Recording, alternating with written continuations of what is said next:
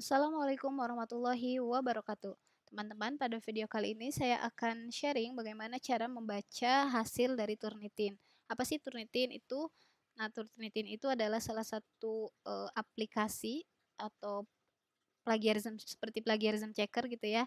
Alat yang bisa kita gunakan untuk mendeteksi kesamaan suatu karya ilmiah dengan karya ilmiah yang lainnya. Entah itu misalnya skripsi, tesis, disertasi, atau artikel ilmiah yang lain.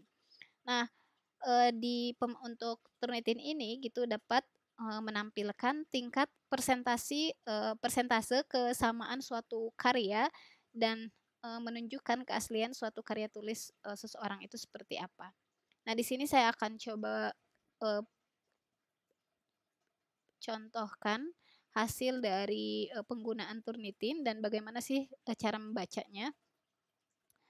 Baik, di sini ada salah satu tulisan, teman-teman bisa lihat ya, di paling bawah itu ada berapa sih persentase kemiripannya. Nah, di sini ada 34%.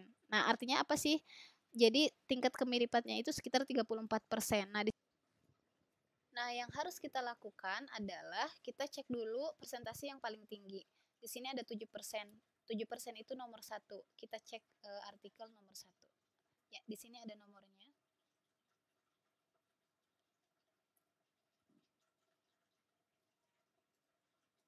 Woi, banyak ya teman-teman, di sini ada nomor satu. Kita lihat. Nah, jadi yang harus dirubah, yang harus kita parafrase itu yang ada di nomor satu ini. Tapi sebetulnya ketika ada kata ruang kemudian diwarnai itu diabaikan aja.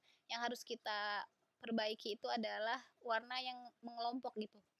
Dari satu kalimat penuh tuh satu kalimat panjang penuh dan dia diwarnai gitu. Itu yang harus diparafrase. Parafrase itu adalah kita merubah kata-katanya gitu ya, tapi tidak merubah maknanya. Jadi yang harus dirubah di sini kita fokus dulu di nomor satu gitu. Jadi silahkan diparafrase kalimat-kalimat yang nomor satu ini. Kalimat-kalimat yang penuh ya. Kayak misalnya mana ya? Ini nih ya. Harvey menyebutkan bahwa terus di sininya ada sampai ke bawah diwarnain. Nah, ini nih. Ini juga penuh ya. Dan ini yang harus di parafrase.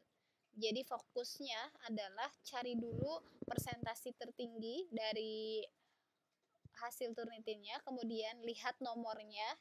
Jika yang dilihat nomornya, setelah itu diperbaiki atau diparafrase.